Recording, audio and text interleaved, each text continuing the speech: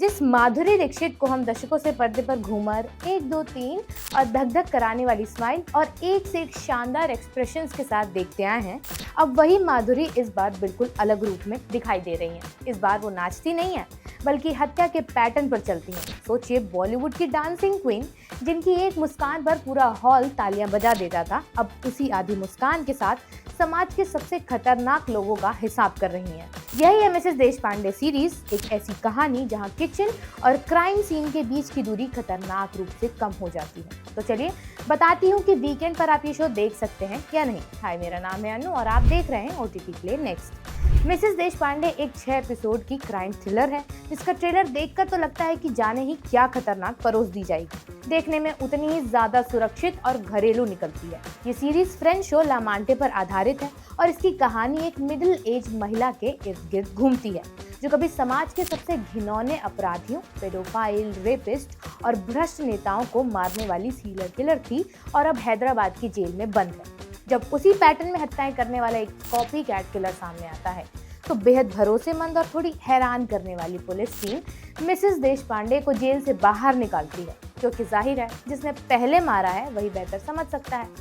यहाँ एंट्री होती है इंस्पेक्टर तेजस फड़के की, जिसे सिद्धार्थ चांदेकर ने निभाया है। थोड़ा अजीब, थोड़ा सख्त और पूरी तरह कंफ्यूज, जो मिसेस देशपांडे पर शक भी करता है और उसी के हाथों केस भी सौंप देता है। वो अब खुद को जीनत कहती है, सेफ हाउस में सबके लिए खाना बनाती है और तेजस सोचता रहता है कि ये महिला आखिर क्या पकाने की प्लानिंग कर रही है, दाल या अगली चाल। डायरेक्टर नागेश कुकुनूर के लिए 2025 वैसे भी बड़ा साल रहा। पाताल लोक 2 में उनकी डरावनी मौजूदगी, the hunt, the Rajiv Gandhi assassination case जैसी बारीक और गंभीर सीरीज, और अब एक ऐसा शो जिसमें माधुरी दीक्षित सीरियल किलर बनी है। कागज पर ये डील छोटी नहीं है, खासकर इसलिए क्योंकि माधुरी का ये किरदार उनकी अंजाम वाली पागलपन भरी छवि का आध्यात्मिक सीक्वल जैसा लगता है। वही महिला गुस्सा, वही बदले की आग, बस ज्यादा पॉलिश और समाज हितैषी पैकेज में। फर्क बस इतना है कि अंजाम की खतरनाक दीवानगी यहाँ आकर देशभक्ति, नैतिकता और संस्कारों के बीच अटक जाती है। ये मिसेस देशपांडे ज्यादा पर्सनल नहीं, ज्यादा पेट्रियोटिक है। उसका ठहराव डर पैदा करने के बजाय कई बार जड़ता जैसा लगता है, और उसका मॉड्यूस ऑपरेंडी इतना धुंधला है कि लगता है जैसे वो अपराध से ज्यादा अपनी इमेज मैनेज कर रही हो। सबसे बड़ी दिक्कत यही है कि शो अपने एजी आइडिया के साथ खुलकर खेलने की कोशिश नहीं करता। महिला का गुस्सा, हथियार बनी घरेलूपन और पितृसत्तात्मकता समाज में बदले की आग, इन सब को खोदने के लिए बहुत कुछ था, लेकिन सीरीज एल्गोरिदम फ्रेंडली, आसानी से खप जाने वाला कंटेंट बनने में इतनी बिजी हो जाती है कि उसका व्यक्तित्व ही गायब हो जाता है। जेल से दशकों बाद बाहर आई औरत पर अकेलेपन का असर लगभग दिखता ही नहीं। बस एक सीन में वो स्मार्टफोन देखकर चौंक जाती है, बस इतना ही।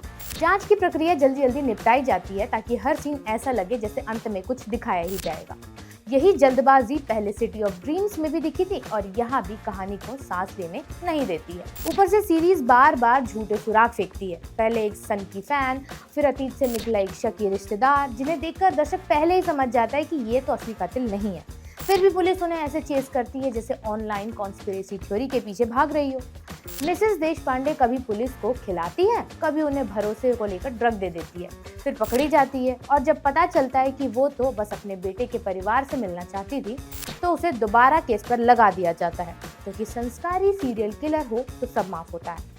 असली अपराधी तब तक खुलेआम घूमता रहता है और माधुरी दीक्षित अपने ट्रेडमार्क आधे अधूरे स्माइल से गुस्सा, राहत और दुख सब कुछ एक्सप्रेस करती रहती हैं। परफॉर्मेंस में झलक तो है, लेकिन सीरीज कभी उन्हें पूरी तरह ठंडे, निडर और खतरनाक सीरियल किलर के रूप में पेश ही नहीं करती।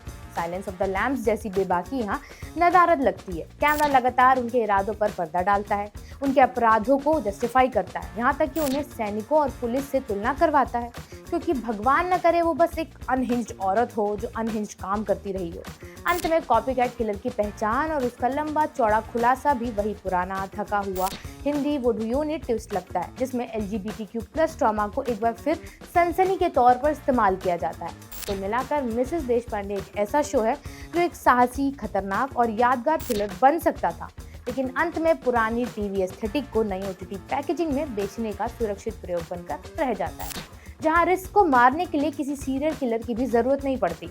शो को 5 में से 3 स्टार दिए जाते हैं बजर बट्टू की तरफ से। आपसे फिर मुलाकात होगी नए रिव्यू के साथ नए एपिसोड में। तब तक के लिए देखते रहिए बजर बट्टू एंटरटेनमेंट।